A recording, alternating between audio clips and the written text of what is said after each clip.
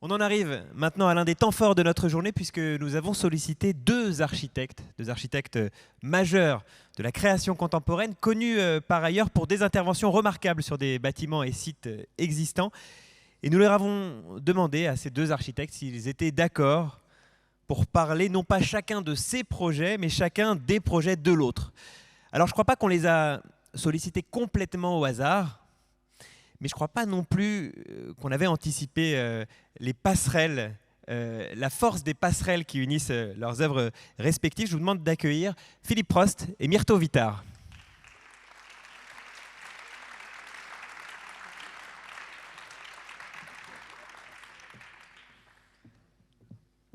Sur les deux fauteuils à côté de moi, c'est très bien, voilà.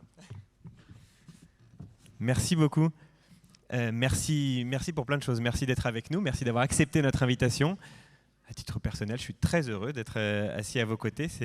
C'est très agréable que d'avoir voilà, deux grands architectes. Je le disais, Philippe Prost, fondateur de l'atelier d'architecture Philippe Prost, architecte urbaniste. Myrto Vitar, cofondatrice de l'agence Ibos et Vitar, bien sûr Grand Prix national de l'architecture en 2016.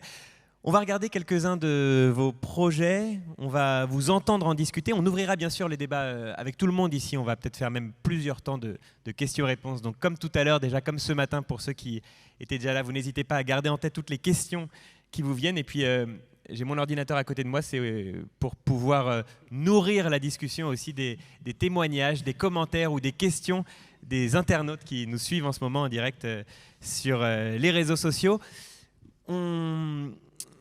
On va donc discuter de tout ça, et puisqu'on est au mi-temps de cette journée de discussion placée sous la thématique appropriation, réappropriation, c'est peut-être le moment d'ailleurs d'interroger le rapport entre ces deux termes. Je le disais tout à l'heure, on a un petit peu évoqué cette question en toute fin de matinée. On a souhaité penser cette journée de façon très didactique. On a commencé par la notion d'appropriation pour glisser petit à petit vers celle de la réappropriation. Mais finalement, j'ai l'impression qu'avec vous, à travers vos bâtiments, autant qu'à travers vos discours, finalement, il n'est que question de réappropriation. Comme si, alors tous les architectes, bien sûr, se nourrissent du contexte géographique notamment, du contexte historique aussi, mais le contexte historique chez vous semble prendre une place particulière chez l'un comme chez l'autre. Philippe Prost, Myrto Vitar.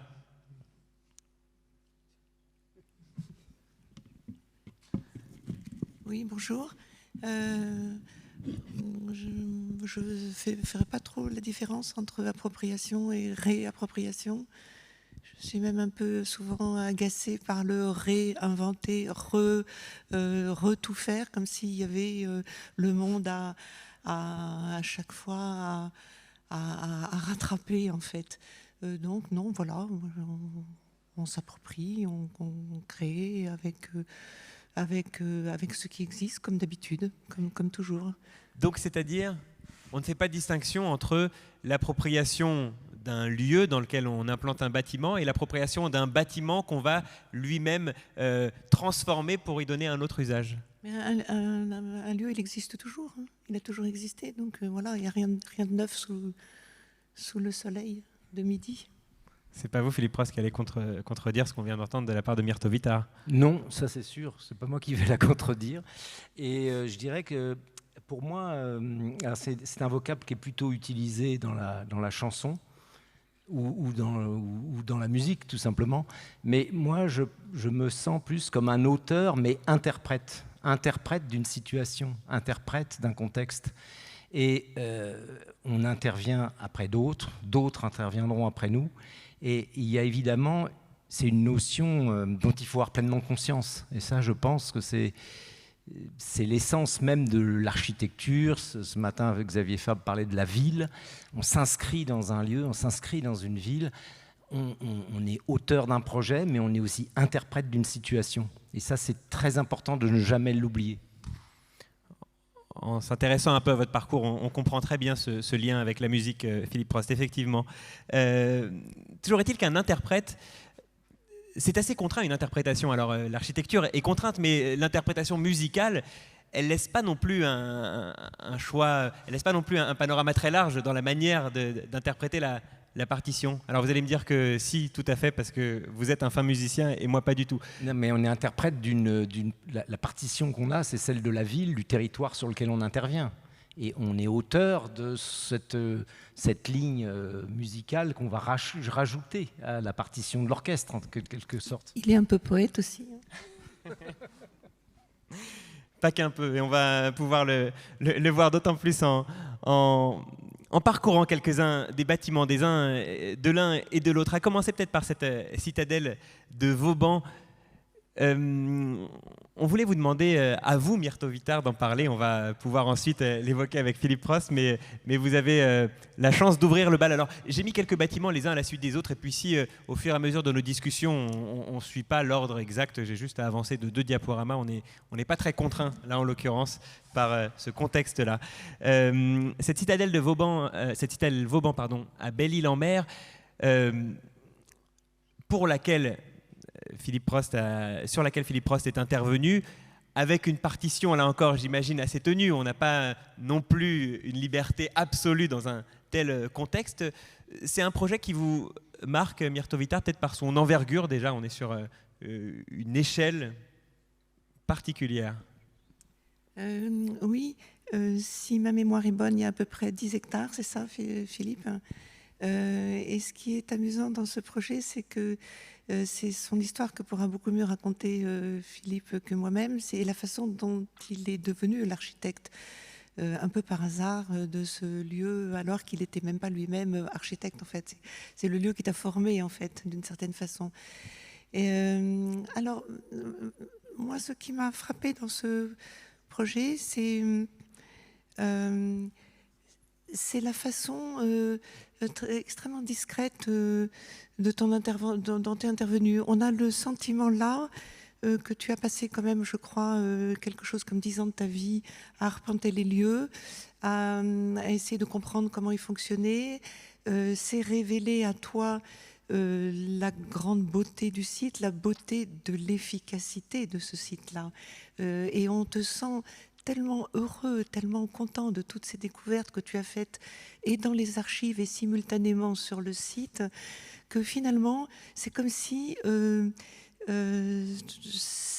c'était pour toi suffisant que de dévoiler finalement, de révéler, de faire partager cette beauté-là. Et on a l'impression que tu t'es appuyé, que tu as cherché à restituer le site de façon, je dirais, suffisante pour que on comprenne le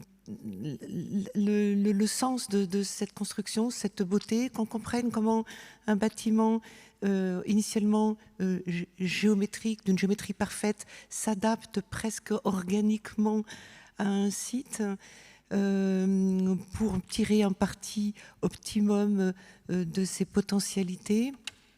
On voit aussi comment tu as veillé à dégager les remparts et à faire exploser un peu comme des lignes offset, en fait, toute cette géométrie au travers des fossés, des bastions, des demi-lunes qui ouvrent le site au paysage. Et ce sont des intentions fortes, très peu visibles en tant qu'architecture contemporaine, mais qui sont là et qui sont présentes et qu'on ressent très bien sur ce lieu. Alors, pour autant, et quel que soit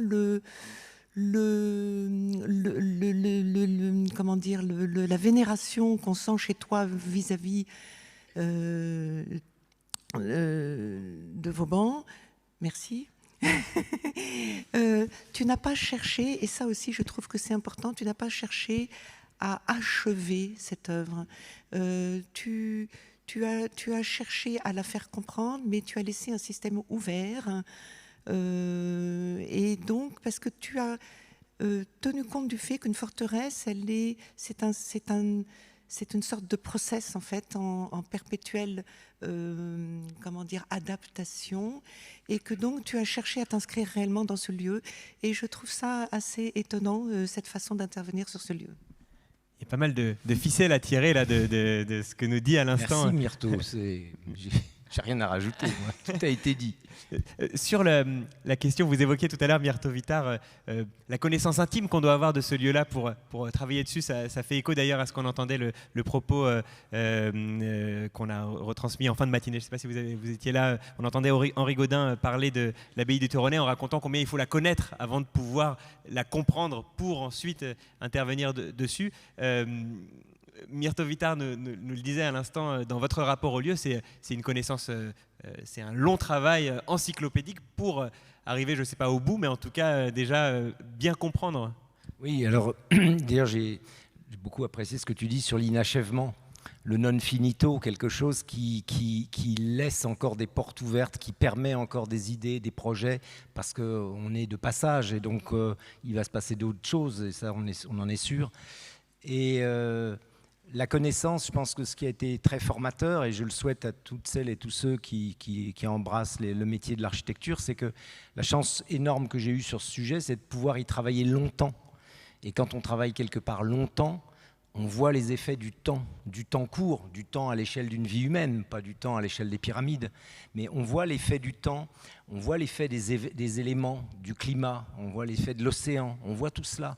Et ça rend humble, parce qu'on se rend compte que le travail auquel on s'applique, il demeure fragile, il demeure quelque chose qui peut être pensé dans la durée, où on oublie un petit peu trop la rigueur d'un climat, et à ce moment-là, ce que l'on va faire va durer beaucoup moins longtemps. Donc c'est une formidable apprentissage que de pouvoir travailler sur un site au long cours, parce qu'on le voit sous le soleil, on le voit sous la pluie, sous la neige. Tous les événements et chaque regard, chaque image est différente selon le contexte dans lequel elle est prise. D'autant qu'on est aussi ici sur un travail paysager oui. qui implique un lien avec la nature qui elle-même aussi est sur un temps long par définition. Oui, ça c'est aussi une chance, c'est d'avoir pu travailler aussi sur cet aspect-là. À l'époque, qui était la fin du XXe siècle, on ne m'a pas dit il faut que vous vous associez avec un paysagiste. Et donc j'ai travaillé et j'ai vu ce que c'était que le temps que prend la terre pour se tasser. Ça prend 2 ans, 3 ans. Quand on fait des talus, par exemple, c'est tout simple. Mais il y a des pentes qui sont autostables, d'autres qui ne le sont pas. Donc si on est en accord avec la gravité et avec la pente du talus, on forme un talus, il va se tasser, on va le recharger, et ensuite il ne bouge plus. On n'est pas obligé de mettre des bâches plastiques comme on voit le long des autoroutes, c'est simplement parce que c'est trop raide. Donc voilà, tout ça, on prend conscience de ça, et d'un seul coup, ça vous nourrit pour la suite. Et peut-être quelque chose qui était qu'on pouvait peut-être entendre dans l'intervention de Myrto Vittar et qu'on avait entendu aussi juste avant avec Catherine Chevillot sur la, j'ai failli dire réinterprétation, sur l'interprétation d'un bâtiment qui devient un nouveau moment du bâtiment. Qu'est-ce que vous apportez, Philippe Prost, que Vauban n'avait pas anticipé, n'avait pas mis en place, n'avait pas prévu, je ne sais pas? Déjà l'usage civil et non plus l'usage militaire, donc ça change tout. Mais quand on reprend les fils qui sont les fils conducteurs, on peut retourner certains éléments, on peut les utiliser autrement, et on se rend compte qu'il y a là au départ une pensée riche et féconde dont on doit se saisir, et que ça n'est pas plus compliqué que cela. Il faut un peu de temps, il faut du temps pour s'en rendre compte, et c'est la matière la plus précieuse qui soit, le temps. Myrto Vittar, j'essaye de reprendre un petit peu, voilà, j'ai pas pris des notes pendant toute l'intervention, donc j'essaye de reprendre chacune des différentes thématiques que vous abordiez. Sur la question de l'échelle, l'envergure du projet, qu'est-ce que vous... Pardon, je sais que j'avais noté quelque chose par rapport à l'envergure du projet et d'un coup je me rends compte que je n'ai pas, noté dans les détails. Qu'est-ce qui vous frappait dans cette taille de projet ? Moi, ce que je trouve très beau dans cette architecture, c'est quand j'ai parlé tout à l'heure de offset, c'est qu'il y a une première enceinte et puis il y a toute une série d'éclatements en fait. Et d'une façon, et ce qui fait que le projet, en fait, il dépasse les strictes limites. Ça donne une impulsion, ça donne une dynamique et ça élargit cette vision, et je trouve ça très beau. Alors là, on est aidé par la base, Vauban, hein, quand même. Mais d'une façon générale, dans tous les projets, je trouve toujours très beau quand on arrive à aller au-delà de ses propres limites et à intéresser une échelle plus vaste, en fait, à s'inscrire dans le grand paysage, en fait. Et puis vous évoquiez aussi, Myrto Vitard, une anecdote sur la manière dont ce bâtiment est arrivé dans les mains de Philippe Prost. Ça, je laisse Philippe en parler peut-être. Oui, une rencontre avec des propriétaires, c'est un monument privé. Alors que je faisais de la recherche en architecture, je n'avais pas d'agence, pas de cabinet, et en fait c'est la rencontre avec ces propriétaires qui, parce que je m'intéressais à ce type d'architecture, ont décidé de me confier les clés de la citadelle, si tant est qu'on puisse les avoir en poche, parce qu'elles sont grandes, mais on décidé de me les confier, et aussi parce que j'avais pour eux ce qui était le sésame, le diplôme de l'école de Chaillot. Voilà, donc mais je n'étais pas dans une logique, je n'avais pas constitué, comme beaucoup de mes camarades, au sortir de l'école, une agence, je ne m'étais pas frotté à tout ça, et c'est vrai que c'est une manière d'entrer dans l'architecture tout à fait particulière. Et c'est vrai que c'est cette rencontre avec Anna et André Larquetout, et puis c'est ce projet qui petit à petit, cette confrontation avec une œuvre gigantesque, on est tout petit à côté, ça m'a donné le goût, le sens de l'architecture, d'un certain nombre de choses, et qui m'ont donné envie d'aller beaucoup plus loin et de ne pas...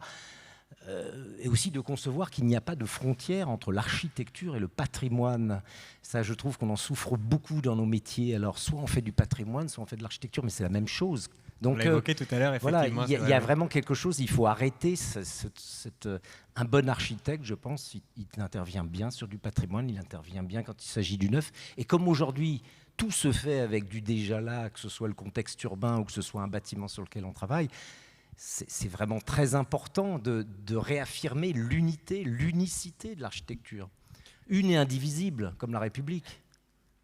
Vous citiez les propriétaires du lieu, vos maîtres d'ouvrage, Anna et André Arquetout, que vous avez dû fréquenter, j'imagine, pendant assez longtemps, hein, puisque c'est un projet qui s'est tenu sur plusieurs années. Vous parlez d'une rencontre, elle a évolué tout au long de cette Elle s'est faite d'abord, c'est André qui m'a appris le chantier. Je n'avais jamais fait de chantier de ma vie. Il était entrepreneur, il était maçon et est né en Corrèze. Et puis après, il avait fait des études d'ingénieur, il avait monté une entreprise, ainsi de suite. Donc, toutes les semaines, il faisait le visite de chantier avec moi, du haut de ses 80 ans et de son 1,50 m. Et donc, c'est lui qui m'a tout appris. Moi, j'avais pratiquement pas travaillé en agence de toute la durée de mes études. Et donc, c'est à son contact que petit à petit. Et sa femme, Anna Pasudetti, italienne, son père aussi était maçon. Donc, ils ont veillé sur moi. Les échantillons, les prototypes d'enduits, de terrazzo, ils savaient ce que c'était, alors que moi, heureusement, j'avais mon petit diplôme de Chaillot en poche. Je pouvais dire qu'il fallait mettre de la chaux aérienne, de la chaux naturelle, et ainsi de suite. Mais parce que lui était évidemment dans l'idée que le béton est le matériau du XXe siècle, et que si Vauban avait connu le béton, il aurait utilisé le béton. C'est un homme né en 1907, donc d'un autre temps. Sur cette relation avec le maître d'ouvrage, alors je ne suis pas moi-même architecte, et je crois que dans la salle, nous n'avons pas que des architectes. C'est tout l'enjeu des maisons de l'architecture, avec beaucoup d'architectes dans leur rang, mais qui s'ouvrent à des publics le plus large possible. Et puis c'est vraiment l'idée aussi de cette biennale Tous pour l'architecture pendant 3 jours. C'est une grande fête ouverte à tous dans toute la ville de Clermont-Ferrand. Alors peut-être avant de passer au projet suivant, juste un mot sur ces relations entre les architectes et les maîtres d'ouvrage. On n'a jamais l'occasion d'en parler dans des événements comme ça, ou alors on en parle pas pour les meilleures manières, mais puisque vous évoquez une longue histoire, je crois même d'amitié, si je ne dis pas de bêtises, c'est des relations que vous avez retrouvées par la suite, Philippe Prost, c'est des relations que vous pouvez connaître, Myrto Vitard? Alors ce sont effectivement toujours des relations très longues, parce qu'un bâtiment, c'est au moins 5 ans, voilà, 5, 6 ans, parfois 7, 8. Puis après, il y a la décennale, quoi, 10 ans de plus. Donc voilà, c'est vraiment important de bien s'entendre avec un maître d'ouvrage et qui vous fasse confiance. C'est réciproque d'ailleurs que vous lui fassiez confiance aussi. C'est pas toujours le cas, mais on essaye de faire en sorte que ça se passe le mieux possible parce que c'est quand même tellement plus simple quand les gens s'entendent et quand ils arrivent à communiquer. Voilà. Alors après, c'est un long débat. La maîtrise d'ouvrage a beaucoup évolué ces dernières années. Et bon, je ne sais pas si on va aborder ça maintenant, ça devient un peu plus professionnel, je dirais. Mais voilà, un bon maître d'ouvrage, on en a eu heureusement, et des très bons. Et ça aide énormément. Voilà. En tout cas, on imagine effectivement que qu'on puisse retrouver ou pas des liens comme ça avec un maître d'ouvrage, c'est vraiment une commande particulière que d'avoir un couple de privés qui tient un tel patrimoine et qui sont vos seuls interlocuteurs. Ça doit être quelque chose, effectivement. On continue dans le parcours de vos projets respectifs. Encore une fois, vous n'hésitez pas si vous voulez qu'on passe plutôt à un après ou un avant. Vous connaissez la liste, hein, c'est vous qui me l'avez fourni. On vous en a demandé chacun 3 bâtiments de l'un et de l'autre. Philippe Ross, vous aviez voulu parler du musée des Beaux-Arts de Lille, donc une réhabilitation menée par l'agence Ibos et Vitar, avec cette extension à l'extrémité du musée, ce bâtiment lame qui reflète en partie, en pointillé, le bâtiment historique du musée. On peut le voir dans l'image, l'ombre qui se dessine. Oui, alors pour moi c'est un projet majeur, c'est un projet magistral, parce que c'est un projet qui justement travaille avec un patrimoine 19e siècle, un palais des Beaux-Arts, avec tout ce que ça veut dire en vis-à-vis d'une préfecture, l'état surpuissant du 19e siècle. Donc qui travaille avec cette architecture-là. Myrto est une architecte de son temps, et qui travaille avec ce bâtiment-là avec une très grande intelligence, et qui met en écho, met en reflet cette architecture dans ce fin bâtiment, cette sorte de lame de bâtiment qui vient refléter le palais des Beaux-Arts, qui s'inscrit dans un rapport, qui inscrit un rapport très fort avec cette surface horizontale d'eau entre les deux, et qui joue avec une très très grande finesse du dessin, de l'écriture, du rythme, de la géométrie. Pour moi, quand j'ai vu ce projet, j'ai tout de suite, à l'époque je travaillais sur la citadelle de Belle-Île, et je me suis dit, quel projet magnifique, un projet que j'aimerais bien faire. Alors on n'est pas là pour s'envoyer des fleurs, mais quand même, pourquoi pas, allez. C'est un projet absolument magnifique, magistral, je dis bien, et c'est un projet où je retrouve, moi, quelque chose du style de l'intelligence pratiqué par Vauban, la faculté de comprendre et la manière de faire. Il y a là cette faculté de comprendre ce grand bâtiment 19e, très institutionnel, très formel, de s'installer dedans. Alors là, on ne voit pas, mais il y a toute la muséographie est tout à fait remarquable, l'organisation, le plan, la manière dont les éléments sont posés sur des surfaces. Tout à l'heure, une des intervenantes parlait de Carlos Scarpa avec le rapport entre la muséographie et le bâtiment. Il y a là pour moi la même chose, mais en quelques décennies plus tard. Et puis il y a l'architecture qui est traitée d'une manière extrêmement sobre, extrêmement maîtrisée, économe de ses moyens, c'est-à-dire on a l'impression, et pour moi c'est le compliment maximum, qu'on ne peut rien retirer. On ne peut rien retirer parce que tout est le projet et fait projet. Et évidemment, le clou, là où la démonstration est la plus brillante, c'est cette façade et c'est ce bâtiment. Parce que là, c'est quand même un sport extrêmement difficile que la façade, le mur rideau. C'est très très très difficile pour arriver à ce niveau de maîtrise, d'élégance, de dessin. Tout passe par la conception du détail.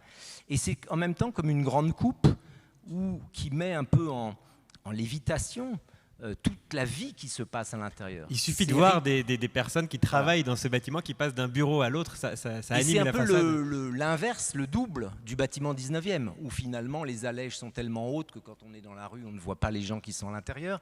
Donc il y a une espèce de renversement, et pour autant, les deux font un tout. C'est-à-dire pour moi, c'est vraiment l'un est indissociable de l'autre. Évidemment, par la partie qu'on ne voit pas ici, parce qu'il faudrait une coupe. La coupe, c'est l'outil de l'architecte et de l'architecture, puisqu'il y a tout un dispositif en sous-sol qui permet de créer et d'articuler les deux corps de bâtiment. Donc là, il y a vraiment, c'est pas une architecture qui, c'est une architecture en retenue qui gère avec très grande finesse les questions de dénivelé, donc les questions de topographie, qui s'inscrit en douceur mais avec force, avec humilité mais ambition, une très grande ambition, et qui est atteinte. Et après, il y a tout ce jeu sur le traitement du verre lui-même, ce jeu sur le traitement des parois, qui crée là aussi plusieurs lignes, enfin plusieurs lignes dans la partition de l'ensemble. C'est-à-dire qu'il n'y a pas juste un très beau bâtiment avec une très belle façade rideau, il y a l'expression du travail de ce vitrage, il y a ensuite l'expression du mur de fond qui, évidemment, on ne peut pas s'empêcher de penser à ces musées du 19e où on accumulait les œuvres qui tapissent, qui sont là des œuvres abstraites de notre temps. Et puis, il y a finalement une manière aussi de parler de ce qui fait le propre de l'architecture, pour moi, c'est-à-dire le mouvement. C'est-à-dire, finalement, il y a la scénographie des corps qui se déplacent dans ce bâtiment. Donc ça, c'est comment faire mieux pour raconter ces choses qui transcendent l'architecture à travers les époques, et comment faire mieux pour exprimer ce qu'est aujourd'hui l'architecture. Voilà. Pour moi, c'est vraiment un bâtiment clé. Eh ben. Merci Philippe. Il y a quand même une chose que tu pourrais enlever. C'est l'eau, parce qu'il n'y a pas d'eau. Oui. C'est une verrière, en fait. Et oui, c'est une verrière complètement plate. C'est l'image est troublante. C'est pas l'image. C'est la réalité, c'est-à-dire que tout le monde croit que c'est de l'eau. On a mis un petit filet d'eau tout autour, donc il y a le bruit de l'eau, mais c'est une verrière complètement plate qu'on n'aurait absolument plus le droit de faire aujourd'hui, qu'on n'avait déjà pas à l'époque le droit de faire, mais qu'on a fait quand même, parce qu'à l'époque, c'était un peu plus cool. Il n'y a jamais une seule fuite dans cette verrière, c'est une verrière plate. Hein, voilà, complètement plate. Et ce bâtiment, comme tu l'as dit, c'est un jeu sur l'illusion, en fait. Hein. Il faut voir que quand on est arrivé à Lille, la première fois qu'on s'est déplacé pour visiter le bâtiment à l'époque du concours, on cherchait notre chemin, puisqu'on n'était donc jamais venu, et on demandait aux passants où se trouvait le musée, et personne ne savait où était le musée, où était la préfecture, parce que chacun confondait l'un avec l'autre. Ce sont deux bâtiments 19e qui sont en face sur la grande place derrière, et donc c'est ça qui nous a induit, qui nous a donné l'idée, on s'est dit, il faut absolument ce musée l'ouvrir sur la ville, en fait. Il faut que la ville rentre dedans, que fasse rentrer la ville dedans, et qu'il se donne à lire depuis l'extérieur. Donc ça a été la première idée. Et ensuite, il fallait que cette ouverture qu'on faisait, elle parle bien sûr de la peinture. Il n'y a pas que de la peinture dans ce musée, il y a des très très belles collections aussi d'objets d'art, de dessins, des magnifiques collections de dessins. Mais disons que la peinture, c'est ce qui nous a semblé pouvoir être représenté de façon la plus simple. Et cette façade-là se veut être une représentation de la peinture. Alors, comme tu l'as dit, c'est des tableaux abstrait, mais au tout départ, en fait, à l'époque du concours, l'idée qu'on avait, c'était de mettre là des collections du musée, les réserves du musée, un peu à la 19e, les accrochages, parce que la façade est orientée au nord et on aurait éventuellement pu. Et avec le conservateur Jean Lavernier, au départ, était plutôt partant d'ailleurs, mais il se trouve que c'était un peu compliqué quand même d'aller remplir les murs, il n'y avait pas forcément la matière, et donc on a transposé ça, et je pense que en plus intéressant en fait, on a choisi de l'or et le rouge. Pourquoi ? Parce que c'est la peinture, je dirais, classique, avec l'or et le rouge qui sert de fond à l'or en fait, hein, qui fait ressortir l'or. Donc on a choisi les couleurs qui sont les mêmes qu'on retrouve en intérieur. Oui, aussi. C'est ça, oui. C'est le même rouge exactement qu'on retrouve dans les... C'était Oui, ah oui, ça a Parce été qu'on a eu, il y a repris eu pas longtemps, ouais. l'histoire des couleurs. Avec le conservateur, c'est pas très simple. Il a changé les couleurs par la suite. Ils ont changé parce que chaque conservateur, quand il arrive, mais au départ, pour nous, c'était les mêmes couleurs. Et ça l'a été à un moment donné, oui. Et c'était très beau d'ailleurs. C'était très beau. Qu'est-ce que je voulais dire? Oui, peut-être autre chose. Peut-être, mais vous avez peut-être des questions à me poser. Si vous, allons-y. Vous avez une réponse à apporter avant ma question, Oui, alors ce allons-y. que je voulais dire, c'est la raison pour laquelle peut-être l'idée de ce reflet, parce que c'est quand on intervient sur un bâtiment, dans un site où un bâtiment existe et qu'on doit trouver les liens avec. On a cherché comment, en fait. Au départ, le programme disait qu'on devait être collé au bâtiment ancien. Et en fait, nous, on ne voyait pas trop comment on allait pouvoir ouvrir le musée en se collant déjà, et puis quel type de relation on pouvait entretenir avec une telle proximité. Et puis on a senti que ce bâtiment, qui est un bâtiment néoclassique du 19e, quand on le visitait, on a senti que ces perspectives, parce que normalement cette architecture, elle est un peu boursouflée, quoi. On a des énormes espaces, des grands volumes, des grandes perspectives. Alors déjà, tout était bouché parce que le musée manquait de place et donc ça avait été entresolé dans le temps, etc. Et puis même en imaginant d'enlever tous les entresols, on trouvait qu'il y avait un problème d'échelle dans ce bâtiment, qu'il manquait en fait, comme s'il manquait une partie du bâtiment. Et chose qu'on ne savait pas à l'époque, qu'on a ressenti, comme quoi, quand on essaye de comprendre un bâtiment, de rentrer dans la peau, un peu un jeu d'acteur. Un architecte, c'est un peu un acteur, en fait. Toujours un jeu d'acteur, il faut qu'on rentre dans un rôle. Là, on est rentré dans ce bâtiment. Il nous a semblé qu'il en manquait un bout et on a appris par la suite que le musée, en fait, il était théoriquement 2 fois plus grand et qu'il avait été, pour des raisons d'économie, exécuté qu'à moitié. Et donc, nous, en ne construisant pas contre, mais en ménageant un vide et en créant un miroir, un semi-miroir de cette façade et en le réfléchissant, on rentrait dans la logique du bâtiment historique en retrouvant les grandes perspectives, les enfilades, en rentrant dans cette logique de bâtiment, mais virtuellement en fait, juste par le reflet, par un simple plan. Si vous voyez ce bâtiment avant que la façade ne soit là, c'est un bête bâtiment en béton avec des portes. Hein. Mais alors ce qui est très beau, c'est que le soleil vient de derrière et que quand vous ouvrez une porte, la lumière clash en contre-jour. Il y a tout un jeu comme ça de mouvements, les gens qui passent dans le couloir, qui interviennent avec les gens qui sont... Et il y a toute une série de relations qui se créent et qui font que ce tableau est un tableau, une sorte de représentation de la peinture vivante et qu'elle interagit avec les personnes qui sont dehors, dedans. Il y a une interaction qui se produit par ce jeu-là, en fait. Et puis, moi, je trouve qu'il y avait aussi tout l'aspect de l'intervention artistique de Gaetano Pesce dans les 2 grandes rotondes à l'entrée qui sont absolument magistrales. Et là, c'était, enfin, pour moi, à mes yeux, à l'époque, mais toujours d'ailleurs, mais en tout cas, c'était une révélation que c'était l'art contemporain pouvait trouver une place en adéquation avec le monument et avec l'architecture contemporaine. Ce n'était pas quelque chose qu'on rajoutait parce qu'il fallait mettre de l'art contemporain, comme aujourd'hui c'est un petit peu l'ambiance quand même. Et bien là, c'était une espèce d'adéquation sereine. Et alors là, moi j'ai une question à poser à Myrto, parce que je me suis toujours dit qui était à l'origine de ce travail. C'était un travail que vous aviez engagé au stade du concours, après à 1% artistique. Comment ça s'est passé, ça? Oui, c'est le 1% artistique qu'on a un peu démultiplié. Combien de pourcents, du coup? Je ne sais plus. Ça se dit pas, ça. Je ne sais plus. Surtout qu'on a eu 2 artistes, il y a eu Paolini aussi. Oui, voilà.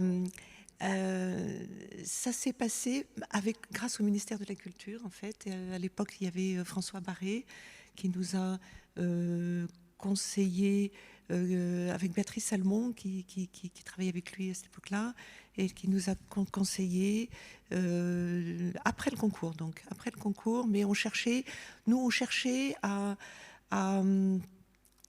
introduire l'art contemporain dans un musée des Beaux-Arts, parce qu'on trouvait que c'était important de recréer un lien, aussi ténu soit-il, de la même façon que l'architecture joue avec le bâtiment, on voulait qu'il y ait une sorte de tissage en fait. Et donc Gaetano Pesce nous a été conseillé. Nous, on a tout de suite, on n'a pas eu d'autres hésitations. Hein. On a tout de suite. Ce nom est venu tout de suite et on l'a tout de suite accepté. Et lui a tout de suite trouvé ce qu'il voulait faire. C'était tout à fait extraordinaire. En se promenant, en faisant la visite pour la première fois dans le chantier en construction, il a tout de suite eu cette idée. Il travaillait à l'époque avec le CIRVA, c'est ça s'appelait, à Marseille, le centre du verre, absolument. Parce que, quelle est cette intervention dans les escaliers de... Il a, si tu veux, à l'entrée, on a deux entrées qui, pareil, manquaient complètement de nous. C'est nous qui avions voulu qu'il y ait là des lustres, parce qu'on trouvait que ces entrées, elles manquaient d'échelle. Et ce qu'on a su aussi après coup, parce qu'au moment du concours, on n'avait pas eu le temps de regarder tout ça, c'est que normalement, il y avait un double volume à cet endroit-là. Or, il avait été bouché, et donc lui, il a fait l'inverse. Il a occupé le volume, c'est-à-dire qu'il est venu, plutôt que de déboucher et de retrouver le double volume, il a fait des grands lustres qui viennent chercher même l'échelle du piéton, en fait. Et il a rempli, en fait. Très coloré. Ouais, c'est très, très beau. Et du coup, ça joue des rappels dans la perspective. Avant de continuer, enfin, ou plutôt pour continuer notre discussion, je me tourne vers vous qui êtes avec nous ici à la Comédie de Clermont-Ferrand. Si vous avez des questions ou des remarques, ou peut-être si vous visitez ce bâtiment et que vous voulez nous faire part d'une expérience, d'ailleurs peut-être à Belle-Île aussi, je ne sais pas si on peut la visiter, cette citadelle. Oui. Alors voilà, ça fait 2 expériences, et puis peut-être plus largement aussi sur le travail de Philippe Prost et de Myrto Vitar. Je crois avoir vu un micro passer. Oui, c'est ça. Alors on a une question au 4e rang. On vous écoute, et si vous voulez bien vous présenter, Patrick, et donner votre prénom, s'il vous plaît. Donc Patrick Vétier, Maison de l'Architecture de Poitiers. Une remarque par rapport à la présentation que Philippe vient de faire du travail de Myrto Vitar, en disant on peut rien enlever du bâtiment. Donc c'est un bâtiment pensé dans tous ses détails et dans tous ses principes. Et Myrto nous explique par rapport à la couleur, que la couleur en fait a été changée, modifiée par le conservateur du musée.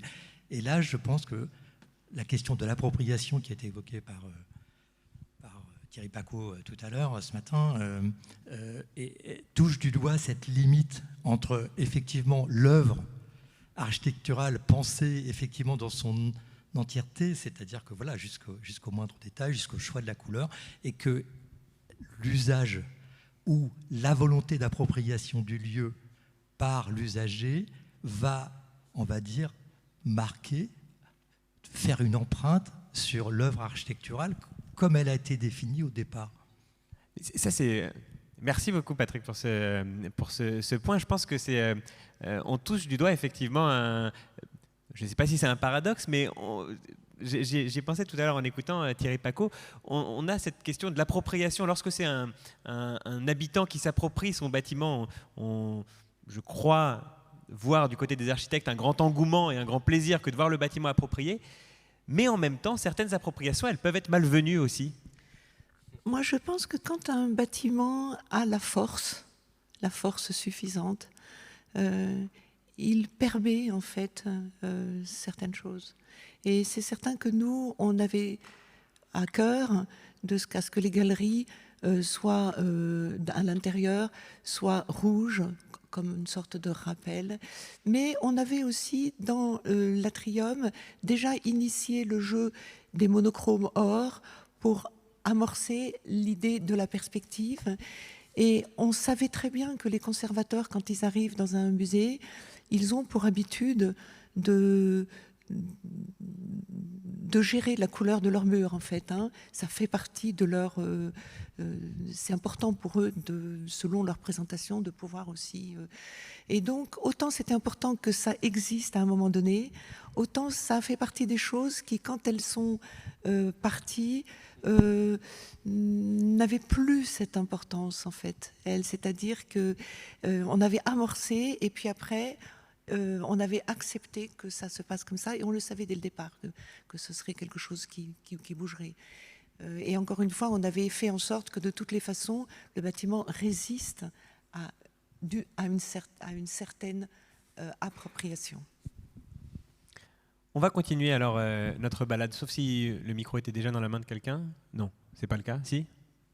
Ah ben voilà, alors on a une question effectivement au 4e rang, et puis en vous demandant également si vous voulez bien vous présenter. Bonjour, Raïko Gourdon, architecte du patrimoine. Ce n'est pas une question, c'est plutôt une petite suggestion musicale. Vous disiez, l'architecte arrive dans une partition qui existe déjà, dont il se fait l'interprète. Est-ce qu'on ne pourrait pas plutôt dire un genre de polyphonie, comme s'il y avait une fugue à laquelle il faudrait rajouter une voix? C'est tout. Une polyphonie corse, parce qu'on déjeunait tout à l'heure avec la maison de l'architecture de la Corse. Michel Barbet, qu'on salue. Ça vous parle? Oui, moi ça me va très bien. Et effectivement, ça rentre d'autant plus dans la définition effectivement que nous en faisions tout à l'heure. Je regarde du côté des commentaires et je vois que on a sans doute bien mangé ce midi et on est en train de se reposer là, mais on va revenir. Hein. Du côté des commentaires, vous n'hésitez pas à participer comme ce matin aux discussions. D'ailleurs, je me suis rendu compte après coup que j'avais oublié 2-3 questions à la fin de la matinée. J'en suis absolument désolé.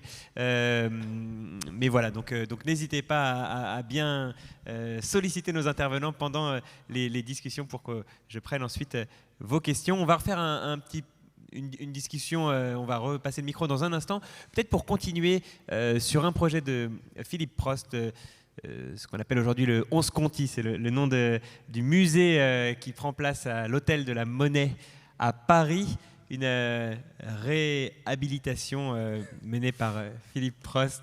Oui, mais une habilitation, ça ne marche pas, Myrto Vitar.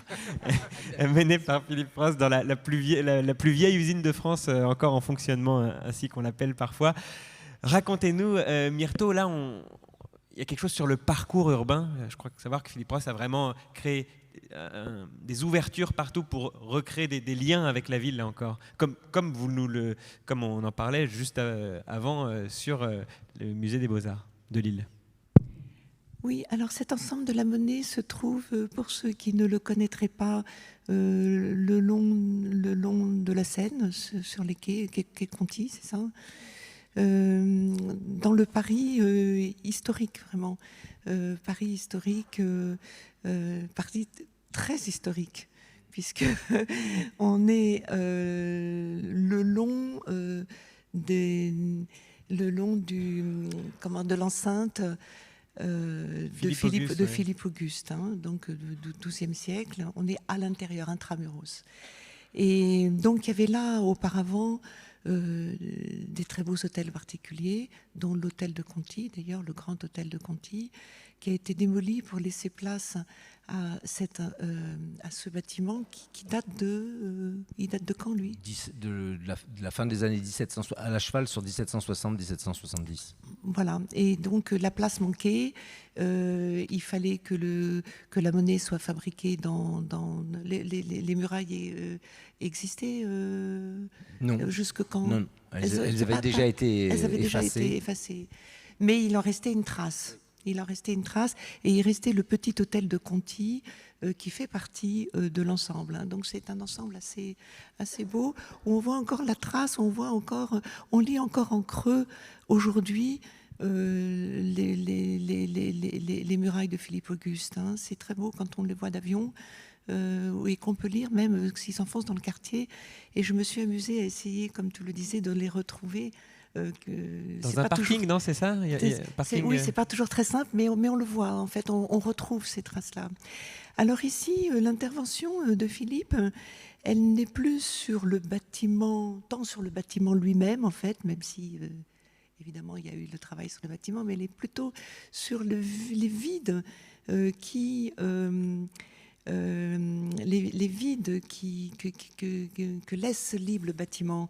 Hein. Pourquoi ? Parce que la Monnaie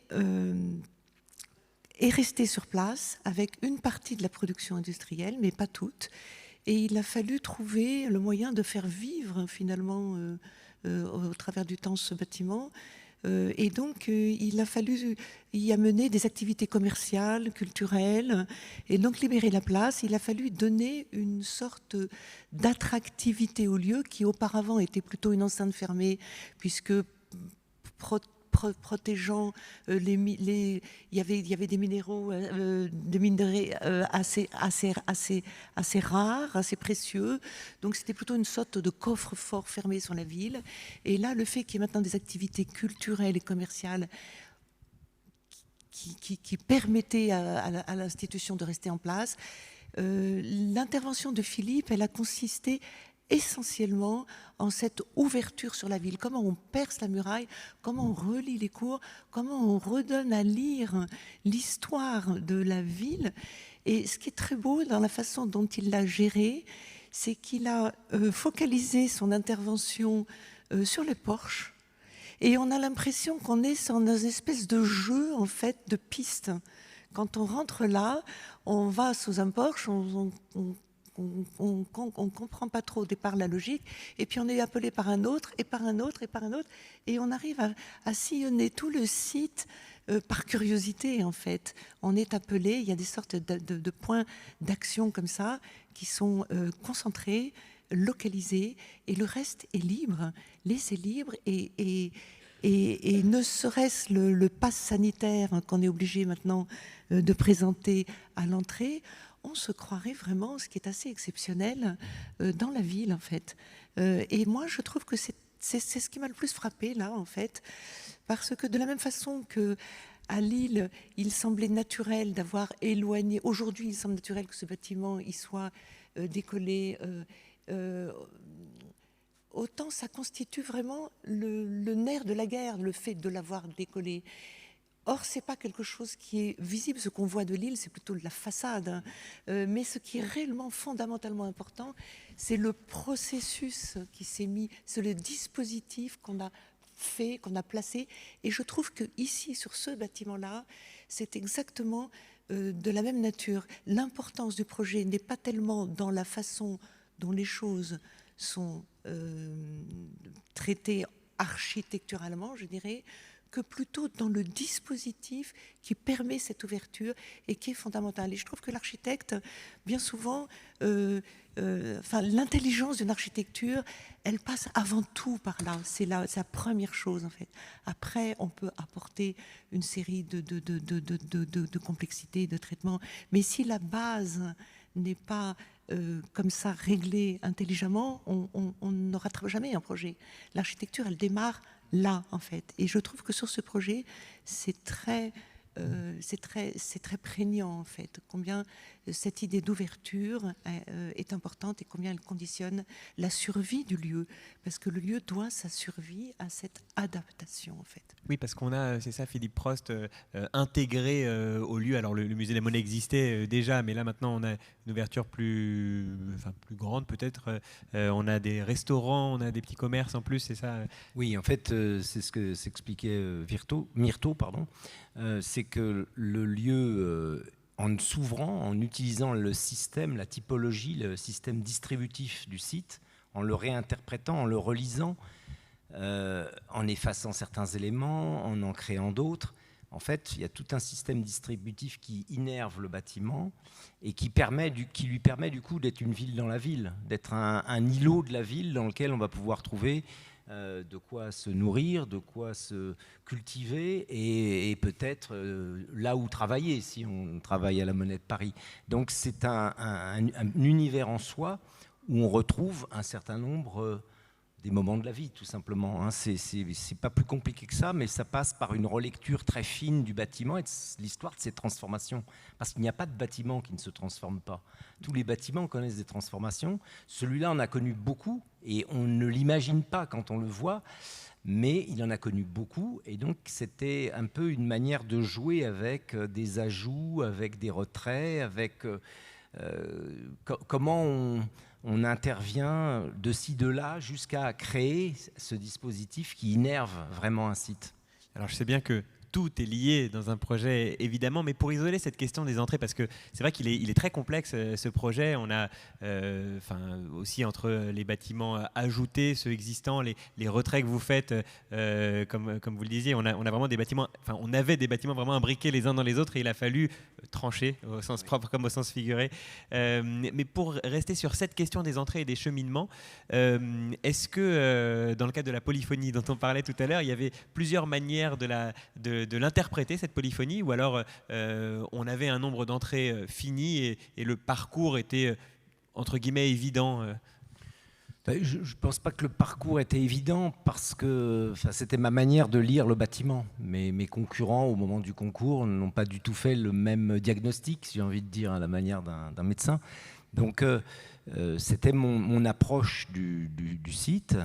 Il n'avait rien d'évident parce que ce bâtiment avait été transformé par l'usage industriel, un peu comme une citadelle est transformée par l'usage militaire. Donc, ce sont des programmes, même si là, il y a toute la dimension royale de la réunion de toutes les monnaies de France en un seul point à Paris dans la deuxième moitié du XVIIIe siècle, ce qui n'est pas rien, comme c'est la puissance là aussi de l'État monarchique. Et bien même s'il y avait cela, il y avait quand même une partition à relire, à réécrire, parce qu'en fait, à l'époque, on ne pouvait pas passer d'une cour à une autre, on ne pouvait pas circuler d'un niveau à un autre, parce que tous les ajouts, toutes les transformations s'étaient fait, par exemple, avec l'arrivée des différents types d'énergie. Il y avait d'abord eu le cheval, ensuite la vapeur, ensuite l'électricité, et chaque fois, je parle en tout cas pour les architectes, mais on sait ce que ça veut dire, des réseaux d'énergie qui circulent dans un bâtiment. Ça fait beaucoup de dégâts dans un bâtiment existant. Donc là, ça l'avait fait aussi. Et puis, les besoins industriels. On démolit une voûte parce qu'on a besoin d'un plancher béton et ainsi de suite. Donc, rappelons que l'usine est encore en activité. Oui, tout à fait. Elle est encore en activité.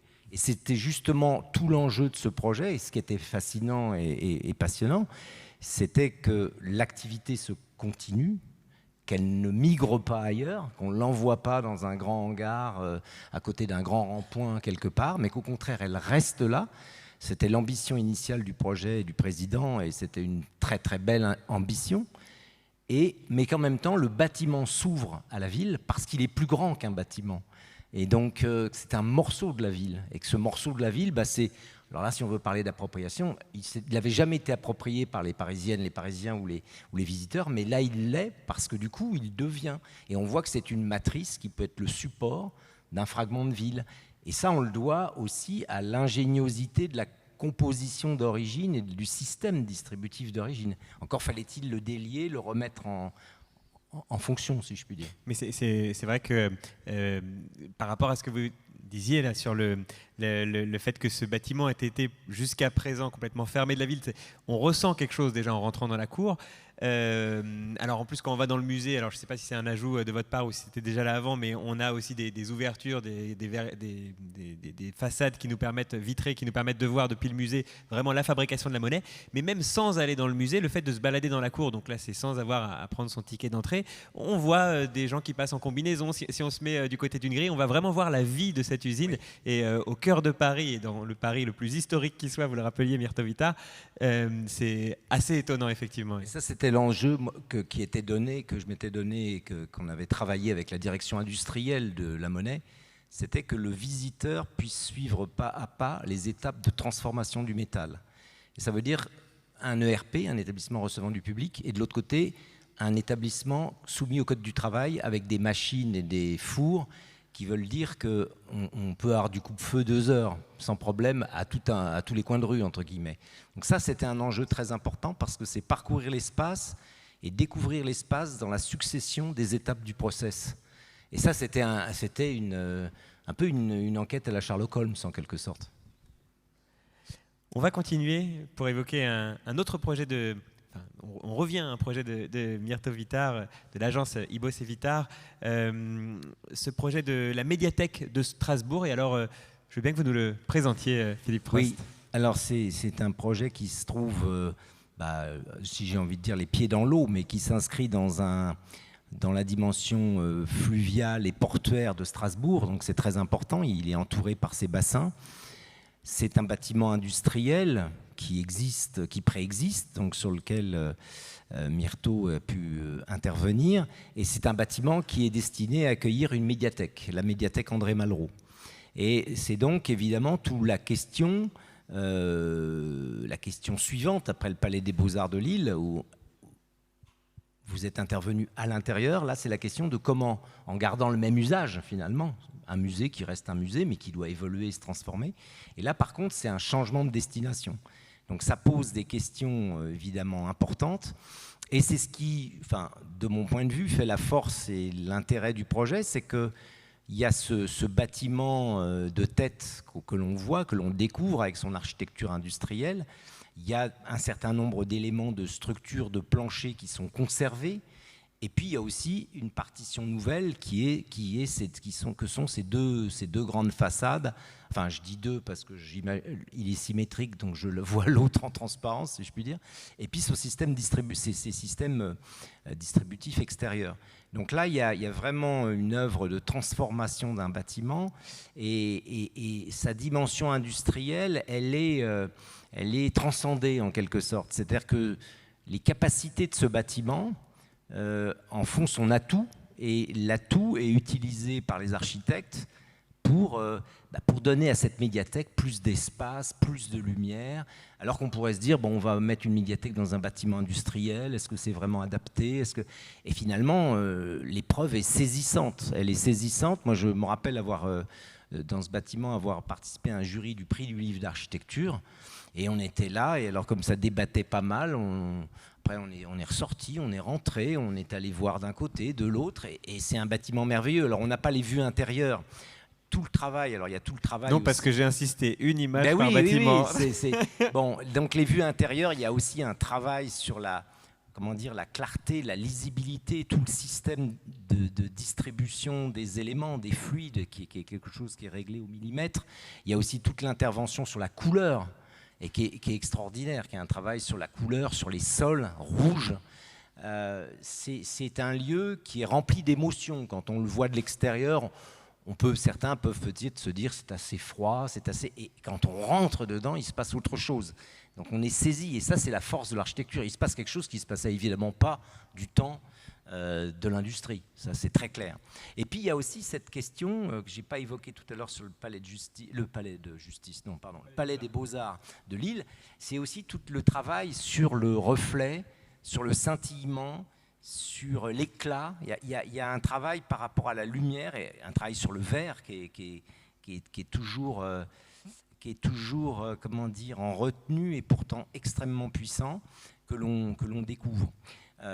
Et surtout, alors il y a quelque chose que ne laisse pas complètement deviner peut-être cette image, mais évidemment, dans la ville, c'est une position très forte, c'est une installation qui ne souffre pas la moindre remise en question, et il y a cette articulation entre l'ancien et le nouveau, qui a une forme d'évidence et d'élégance qui en font pour moi aussi un autre bel exemple de transformation d'un bâtiment.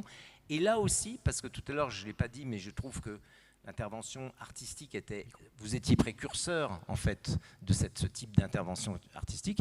Et là il y a aussi toute l'intervention de Rudy Bord, si je ne me trompe pas, qui est toute une intervention sur la lettre, sur la signalétique, qui elle aussi entre très très bien en résonance avec l'architecture. Et là par contre je pense que ça devait être un choix initial, j'imagine, et pas à 1%. Dans le micro, oui. Dans le micro. Ça s'est peut-être fini en 1%, mais ça s'est fini en 1%. Vous aviez cette oui, idée-là, parce que là, on ne le voit pas sur cette image, mais c'est quelque chose qui est très, très important. Ça fait partie du 1%, effectivement. Je suis vraiment désolé de voir que le temps avance, et on a vraiment envie d'en parler de ces bâtiments. J'aimerais bien voir votre réaction, Myrto Vitar, et ensuite on va peut-être passer un peu vite les deux bâtiments suivants. On va aller un petit peu plus vite. Ce qui était important ici, c'est qu'on est dans une friche industrielle, et il y en a eu beaucoup des friches industrielles. Que faire de ces bâtiments ? comment déjà ne pas détruire la mémoire des lieux, puisqu'il y a quand même beaucoup de gens qui ont travaillé là, c'est important. On est en centre-ville, la ville cherche à s'étendre vers l'Est, et là, ils ont imaginé d'utiliser finalement ce môle pour faire une grande promenade, y mettre des équipements publics et permettre d'alimenter, en fait, d'innerver en fait les quartiers est, sortir le centre-ville, enfin exploser un peu le centre-ville, l'agrandir. Donc voilà, nous, alors ce bâtiment est assez beau, il date des années 30. Il était assez mal fichu pour recevoir une bibliothèque, évidemment, parce qu'un silo, c'est fermé à la lumière, hein, sinon, sinon, s'il y a même des risques d'explosion, hein, il faut qu'un silo, c'est fermé, c'est clos, et une lumière, ça appelle la lumière, et une bibliothèque, ça appelle la lumière. Alors, ce qu'on a cherché à faire, c'est déjà avant tout, je vous parlais tout à l'heure des forces, des lignes de force d'un projet. On a cherché à qu'est-ce qui, ici, fait les lignes de force de ce projet, qu'est-ce qui est important, qu'est-ce qui est fondamental. Pour nous, ce qui était fondamental, c'est de s'inscrire dans la logique du paysage industriel. Et cette logique, c'est une logique linéaire. Ici, tout suit le cours de l'eau, il y a les péniches qui viennent chercher, il y a les rails, il y a les chemins de halage, il y a les arbres qui bordent le chemin de halage. Tout ça, c'est une même logique linéaire. Et donc, il nous fallait absolument, pour agrandir ce bâtiment, pour le doubler, parce qu'il s'agissait non seulement de lui changer sa fonction, mais de le doubler, notre volonté a été de très strictement reproduire linéairement et altimétriquement les trames existantes et de rester complètement dans les gabarits de cette architecture. Et à partir de là, on a pris la liberté de détruire la brique, de la remplacer par un mur de verre, de garder par contre les pilastres, de garder des très beaux pilastres en béton en évasé, et de garder les hauteurs de plafond parce qu'il y a des planchers très lourds pour soutenir les grains, qui étaient compliqués à démolir, on les a gardés, mais du coup on avait des hauteurs de plancher très faibles, et du coup il nous fallait faire rentrer la lumière au maximum, donc on a fait des planchers en résine réfléchissante pour que la lumière vienne rebondir, et comme ça se réfléchit également sur des miroirs qui se situent dans l'espace, on voit aussi l'eau, les reflets de l'eau, les reflets de la lumière. Cette fois, c'en est vraiment, oui. Et donc on rentre dans une esthétique fluviale, en fait, de lumière. Et toutes les gaines dont tu parlais tout à l'heure, qui sont effectivement une vraie problématique, sont toutes traitées à l'industriel, non pas pour faire industriel, mais parce que tout simplement, on ne voulait pas rabaisser les plafonds, donc on a tout laissé filer. Et lorsque Rudibord intervient avec ses signes, ses lettres, ses signalétiques, il intervient à même le béton de la même façon que les graffitis existaient quand on est arrivé sur ce lieu. Donc on a repris en fait des thématiques existantes et on les a transformées pour faire la bibliothèque. Et j'avance à grande vitesse et j'en suis désolé. Alors là, mais d'un mot, ouais. Ce bâtiment, l'anneau de la mémoire. Je sens que vous êtes pressé. Vous voyez, regardez ma montre depuis tout à l'heure. Et ensuite, un mot sur le ministère des Affaires étrangères, qui est un chantier en cours. Oui, ça va être compliqué de dire un mot, mais c'est pas grave. Allons-y. Alors. Et si on arrive à être suffisamment concis, on pourra même avoir un mot de micro du public. 2 minutes. Ici, il ne s'agit pas de réfléchir à la transformation dans le temps d'un bâtiment, mais à la préservation de la mémoire d'un lieu, ce qui est quelque chose de tout à fait différent. Et là, je trouve que Philippe répond vraiment magistralement à cet impératif, en ce qu'il fait une forme pure, là pour le coup, fermée, close, immuable, hein, d'une certaine façon, affranchie des contingences du monde, hein, si on peut dire, et qu'il la pose dans un paysage au relief accidenté, et que du coup c'est là que se trouve la confrontation entre finalement le monde matériel, vivant, et le signe et comment dire, la mémoire, l'anneau de mémoire. Donc je trouve qu'il y a une très très belle conjonction des deux, de bâtiments et de son paysage qui l'accueille, et un très bel exemple d'appropriation d'un espace naturel. Un mot de réaction, parce qu'on est évidemment face à un projet magnifique, effectivement, et majeur, je crois. Je ne sais pas trop quoi ajouter à ce qu'a dit Myrto. Oui, c'est l'appropriation d'un site, elle l'a dit. C'est un site, une topographie, un relief naturel qui a été le lieu de combats extrêmement sanglants dans le nord de la France, entre Arras et Lens. Et effectivement, pour réunir ces 600 000 noms, eh bien, on avait la liberté, le choix de la forme. Et cette forme, elle s'est imposée à moi parce que j'ai imaginé que c'était une forme qui nous permettait de réunir tous ces 600 000 noms. Et je pense aussi que le rapport au terrain, à la topographie, il était très important pour que cette figure fermée ne le soit pas tout à fait et qu'on puisse en entrer et en sortir un petit peu plus librement, comme on le voit là, ici, effectivement, par en dessous. Oui. On peut passer par en dessous. Avec évidemment l'enjeu de la fragilité de la paix, l'enjeu du coup de ce porte-à-faux qui nous fait marcher au-dessus du vide pendant près de 60 mètres, dont on peut peut-être prendre conscience de manière peut-être d'ailleurs consciente ou inconsciente en fait.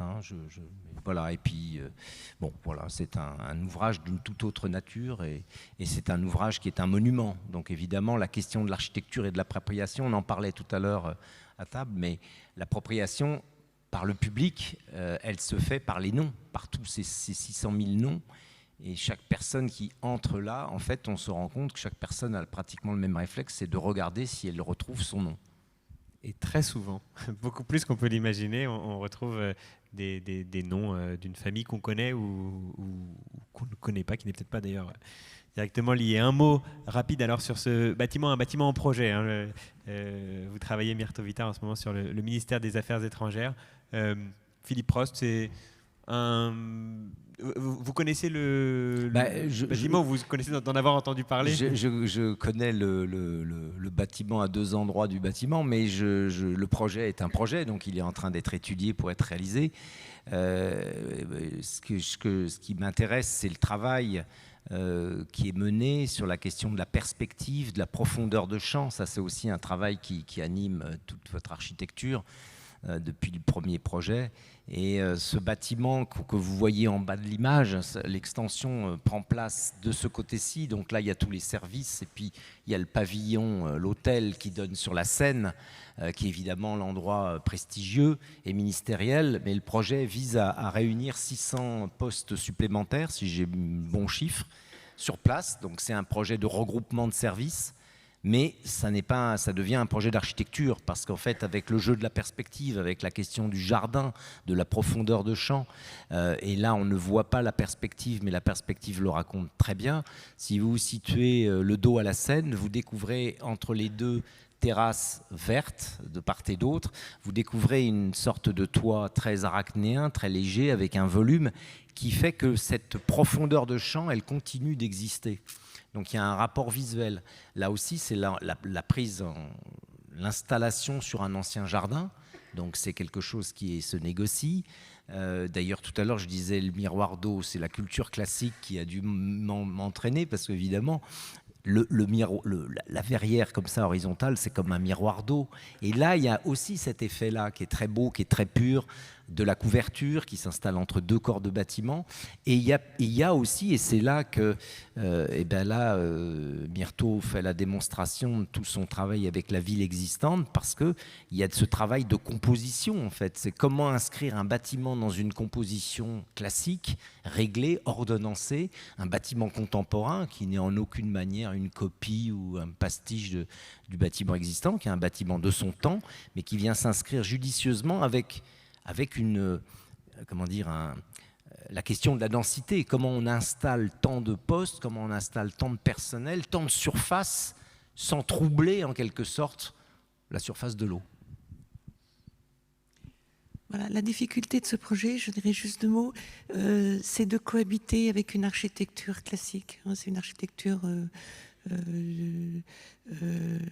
qui reprend, enfin néoclassique plutôt, qui a ses codes en fait. Et ces codes, ils sont faits de démultiplication en fait. On démultiplie on démultiplie les éléments pour faire croire qu'on est beaucoup plus grand qu'on est en fait.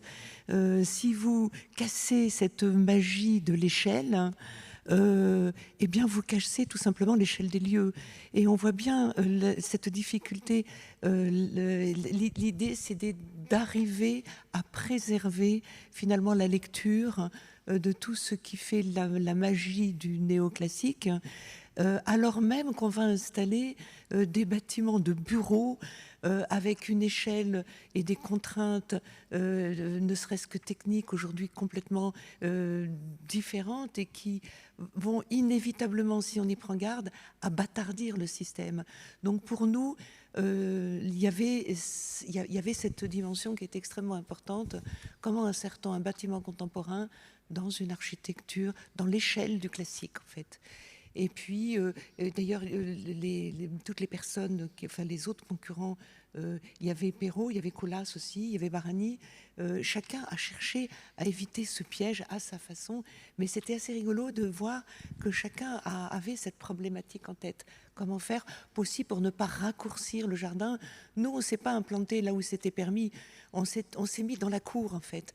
On a créé dans la cour, on a occupé la cour avec le bâtiment nouveau, et on a laissé libre complètement le jardin pour ne pas raccourcir la perspective, parce que c'est assez amusant. On voit que Lacornais, qui était l'architecte d'origine, avait déjà cette problématique d'agrandissement. Il avait essayé de disposer un bâtiment transversalement plusieurs fois, et il avait changé, il avait essayé de trouver la bonne position. Il ne l'avait jamais trouvé, il ne l'avait jamais fait en fait. Et il nous revenait à nous de prendre ce relais dans le temps en fait. Et ben voilà un projet qu'on a hâte et envie de découvrir. Alors même si contrairement à tous les autres projets qu'on a présentés aujourd'hui, celui-ci ne sera pas visitable ou très difficilement, mais pour les autres, la Citadelle Vauban, le Musée des Beaux-Arts de Lille, la Monnaie de Paris, la Médiathèque de Strasbourg et l'Anneau de la Mémoire, ils sont visitables gratuitement et je crois que voilà, on a un beau panorama de ce qui se fait aujourd'hui en architecture, rien qu'à travers déjà ces bâtiments. Et on vous remercie vivement de nous les avoir présentés, Philippe Prost et Myrto Vita. Je suis vraiment désolé, on va pas pouvoir prendre le temps d'une question. Ça fait 3 fois que je dis on va faire les questions et en fait on ne les fait pas. Il faut que j'arrête d'annoncer des choses qui ne sont pas des annonces qui ne sont pas tenables. Mais vous restez avec nous jusqu'à la fin de cette journée. Donc, pour ceux qui sont ici, alors c'est un peu moins valable pour vous qui nous regardez sur Internet, mais ceux qui sont ici, vous avez cet avantage que de pouvoir dialoguer avec Myrto Vita et Philippe Prost dans les couloirs. Tout à l'heure, dans les pauses, on va avoir encore 2 pauses avant notre soirée autour d'Eduardo Souto de Moura. Merci beaucoup Philippe Prost et merci beaucoup Myrto Vita.